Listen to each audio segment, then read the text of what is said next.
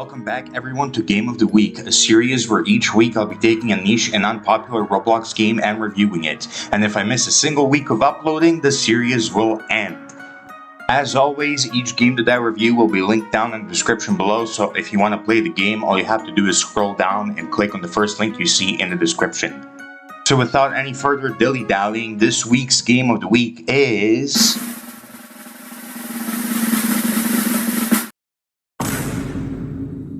Retribution, or Divine Retribution, or Tower Defense Retribution, or honestly whatever the hell you want to call it, because honestly nobody knows what this game is actually called, and I don't think the developers know either what their own game is called, because the logo of this game very clearly says Divine Retribution, as if that's the title of the game, but then the game's title is just Retribution. And then some people call it Tower Defense Retribution. So honestly, listen guys, if you want to play this game, just click the link down in the description. Do not bother looking this game up. But anyways, this video is a little bit of an emergency Game of the Week video, right? Because this game dropped yesterday, so I only had about a day and a half to edit this video. So cut me some slack if it's edited a little bit poorer than your average Game of the Week video. So yeah, as I said, originally this video was meant to be about a completely different game from a completely different genre, but unfortunately this game is really hype, and it has been really hyped up by the tower defense community for the longest time now, and I just had to make a video on it, dude. I just have to make a video on this game this week. So the original video that I was planning to make for this week is still going to be coming out. It's just going to be coming out next week, so stay tuned for that. But for this week, we're reviewing this game called, as I said, Divine Retribution Tower Defense. Now, this game is a tower defense game. We already established that. But for some reason, and I can't quite put my finger on it, but it seems a little bit familiar to me. I really have to dig in my memory here. I mean, it's a tower defense game, right? And one of its main features is that it's also a bullet hell game, right? And you have to dodge the enemy's attacks. And it's made by a group of people who are very obviously from the Balkans and name everything after like Balkan places and people. Wait a second. Holy shit, guys. Welcome back, Tower Galactica. Okay, but seriously, all jokes aside, this game obviously takes very heavy inspiration from Tower Galactica when it comes to its whole bullet hell system and enemies actually being able to attack you and kill you and you having a certain amount of lives and whatnot. But it also expands upon that whole system with weapons with which you are able to parry attacks. And originally I didn't know that, which is why you see me in the footage just swinging my sword at random enemies, trying to kill them. Yeah, I don't know what was going through my head, but for some reason I thought the sword was like an actual weapon that you as a player could use against the enemies, because I thought it was one of those games, one of those tower defense games where you could actually fight the enemies yourself as well. But it makes sense why it's not that type of game, because first of all, I think if it was, it would probably be a little too easy, and second of all, I mean, it would just look really goofy with you, a giant person, being able to like actually fight with these tiny little guys on the board. They're walking on the road. So yeah, I'm glad that that's not the case, and that the sword actually has a pretty unique use with you being able to parry enemies' attacks and whatnot if they attack you. Outside of Tower Galactica, though, this game also takes inspiration from some other tower defense games like TDX, with this whole sightline system where if something is blocking your tower's view, then that tower won't be able to shoot through whatever is blocking its path. And also the whole HP system, where your towers now have HP, and instead of just getting stunned by the enemies, they can actually die if the enemy hits them hard enough. Now, with the way that I'm describing this game, it sounds like it's just a bunch of different ideas from a bunch of different tower defense games and just like all mashed up together, and it's not all that original. But I can promise you that that is not the case, because in the future at least, because this game is in really early access, this game is gonna have a bunch of different new original features. Personally, there are two that I and the rest of the community are really excited for. The first feature being the whole ability system. So, or I guess tool system. I think tools will be the better way to describe it. So in the game, when you load up into a match, you might notice that on the right side of your screen, you have a bunch of different little circles that can be filled up with a bunch of different little tools. And these tools, well, right now there's only like 2 or 3 tools in the game, and I'm pretty sure 2 of them are like healing tools that just let you heal your towers if they get damaged.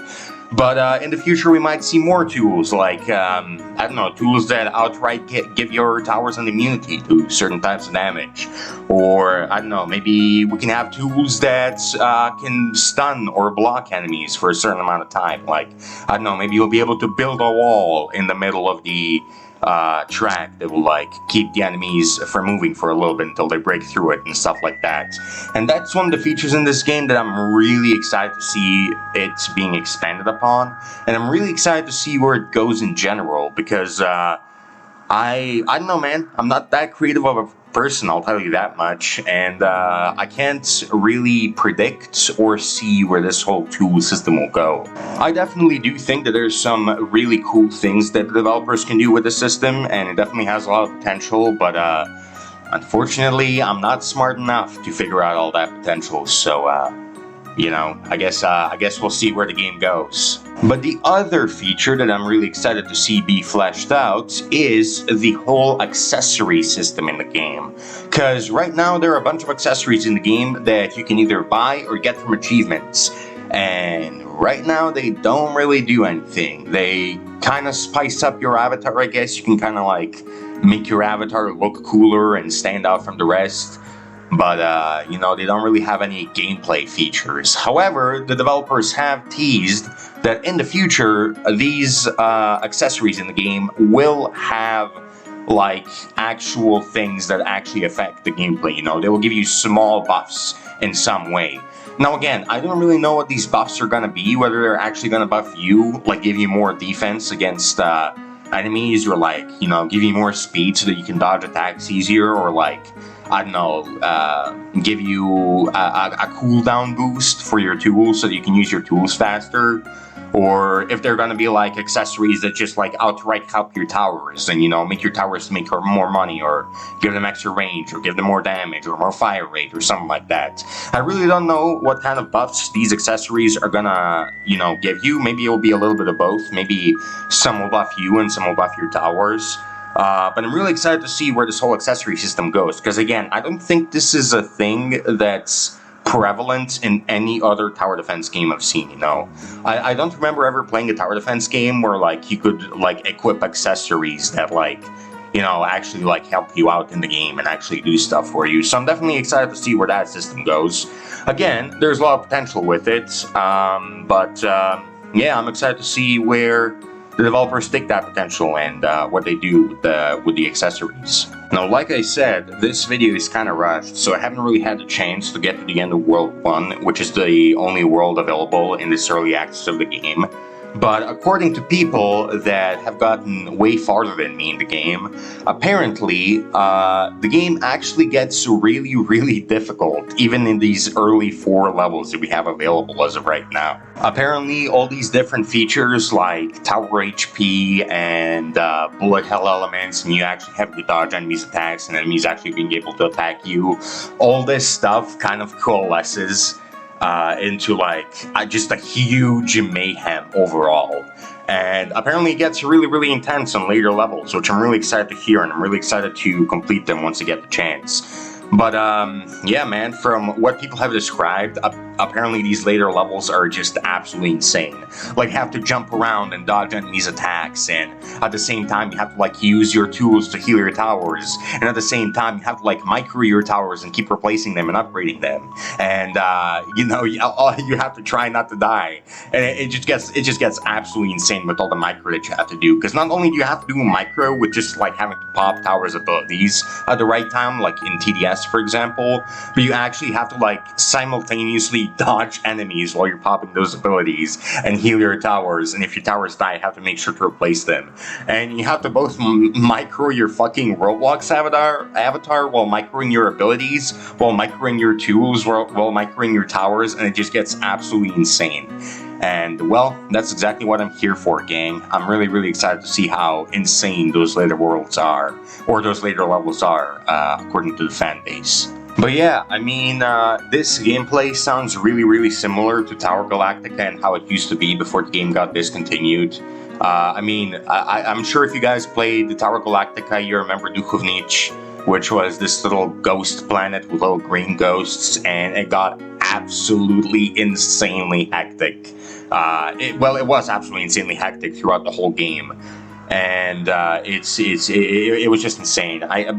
For most people, that level was the hardest level in the whole entire game, and so I'm excited to see how these developers mix those features of Tower Galactica into their game, and how they maybe even one up the hardest level of Tower Galactica. I'm just really excited to see where this all goes. And yeah, most of all, I'm excited to have a game like Tower Galactica being in development again. Because again, Tower Galactica was a relatively popular game when it was around. But eventually the developers got kind of fed up with making a Roblox game, because Roblox kept breaking it and it kept having to waste time updating random features that worked perfectly fine in the previous Roblox update, but now just broke for no reason.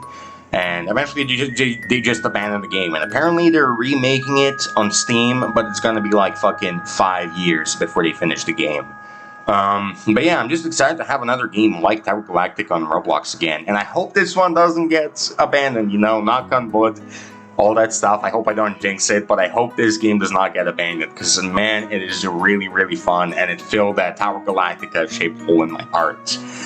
But anyways, before I leave this video off, I have to glaze this game with just one more thing that it did right. And this is a thing that I've seen maybe 1 or 2 YouTubers talk about, but I feel like it needs to be talked about more. And the thing that I want to glaze this game on is its retro art style. Because, oh my god, dude, is it fucking incredibly refreshing to see a game that does the whole retro art style right and doesn't just fucking spam studs all over the place. Oh my god, I cannot explain to you guys, but it's just such a refreshing experience. There's been so many slop, retro, quote-unquote, games that have been coming out on Roblox, like Grow a Garden, like Steal a Brain Rot, like Plants vs. Brain Rots, probably a billion different games that I just can't name off the top of my head. But there's been so many games that try to be retro by saturating the fuck out of their colors and then just slathering studs all over the place, on every single imaginable surface that you can imagine. They just spam studs on each surface of each object in their entire game, and it's just so unbelievably nauseating to look at.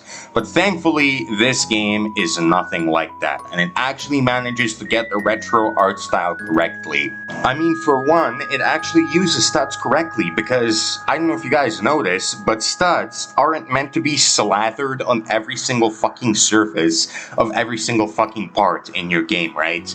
They're only meant to be on the top and the bottom of a part. So if you have a cube, for example, you're only supposed to put studs on the top face of the cube and on the bottom face of the cube, so that the cube looks like Legos, okay?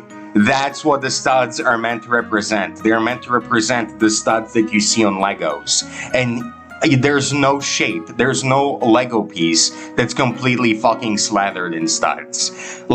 Developers across Roblox just cannot wrap their mind around this, but that's how studs are supposed to work. But outside of getting studs right, this game also utilizes all the other retro Roblox textures, like the crisscross pattern, or the metal pattern, or the wood and stone patterns, all those patterns that you see in actual games that actually got developed in 2010 to 2014 Roblox. And it's just so refreshing to see a game that uses the retro art style and modernizes it, but you know, actually does it properly instead of just putting studs everywhere. You know, like these developers actually use all the old Roblox textures that existed, and you know, they actually use studs right and all that stuff. And it just, I've blabbered on about it, but it's just so satisfying to see, man. But yeah, anyways, yeah, I think you guys should go play this game. If you're fans of Tower Galactica or just TD games in general, you should absolutely go play this game. It is really cool. It's gonna keep getting updated, and it just like, again, I barely scratched the surface of the game with this video. So go play it. But yeah, that's really all I have to say for this video. I hope you enjoyed. I hope you stayed in for next. I hope you stay tuned for next Wednesday when I drop my video that I mentioned that I had to push back because of the release of this game. And that's really all I have to say. See you later, everyone. Goodbye.